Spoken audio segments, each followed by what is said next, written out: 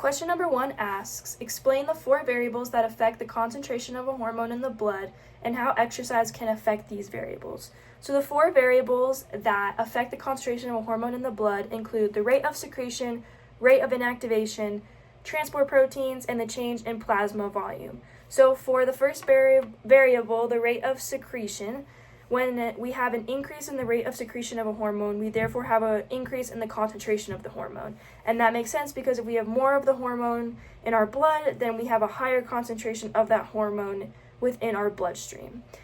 For the rate of inactivation, when we have an increase in the inactivation of a hormone, we therefore have a decrease in the concentration of the hormone. When when there's an increase in the inactivation rate, that means that our body doesn't necessarily need that hormone, so then we have a decrease in the concentration of that hormone because there doesn't need to be an abundance of it in our blood. For the third variable, the transport proteins, the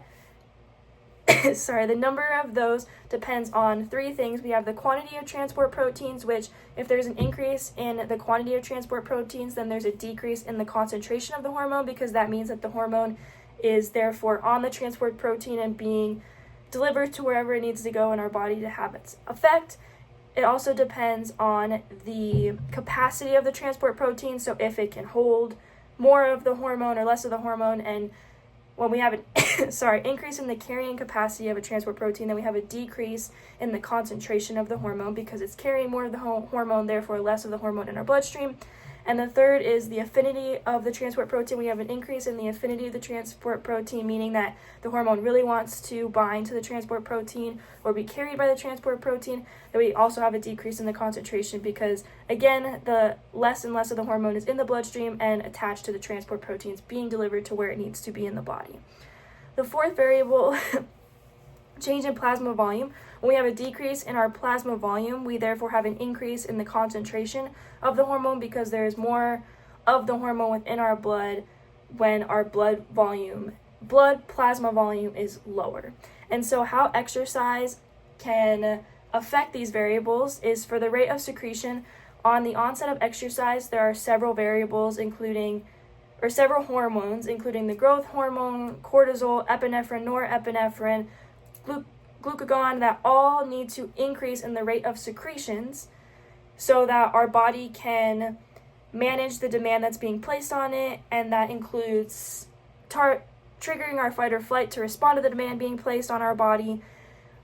Glucagon allowing glucose to exit our cells and having glucose be delivered to our working muscles. And so we really, on the onset of exercise, we want these several hormones to increase in the rate of secretion, therefore increasing their concentration in our bloodstream to help our body react and function properly to exercise. For the rate of inactivation, during exercise, we want to have less blood being sent to our kidneys and our liver, for example. We want more blood being sent to our heart and working muscles, and so having there be an increase in the rate of inactivation of certain hormones triggering those certain things to happen or be limited in our body is important because then we decrease the concentration of those hormones that are keeping those processes going. And so when we exercise, we want to decrease the inactivation of hormones that we need to use, like I said before, cortisol, epinephrine, norepinephrine, so that we can therefore increase the concentration of those hormones. For transport proteins, exercise significantly increases the number of transport proteins because, for example, the GLUT4 transport protein that allows us to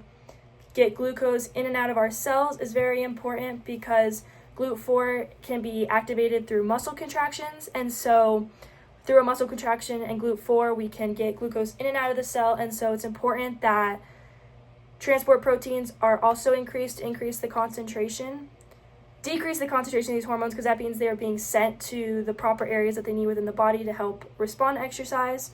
And the last variable of blood plasma volume, in exercise our blood plasma volume decreases, and through sweating and we're getting rid of our plasma volume slightly, and therefore that increases the concentration of the hormones, and that's important because then they're able to take effect and work within our body and help us respond to the demand, again, being placed on our body because of exercise.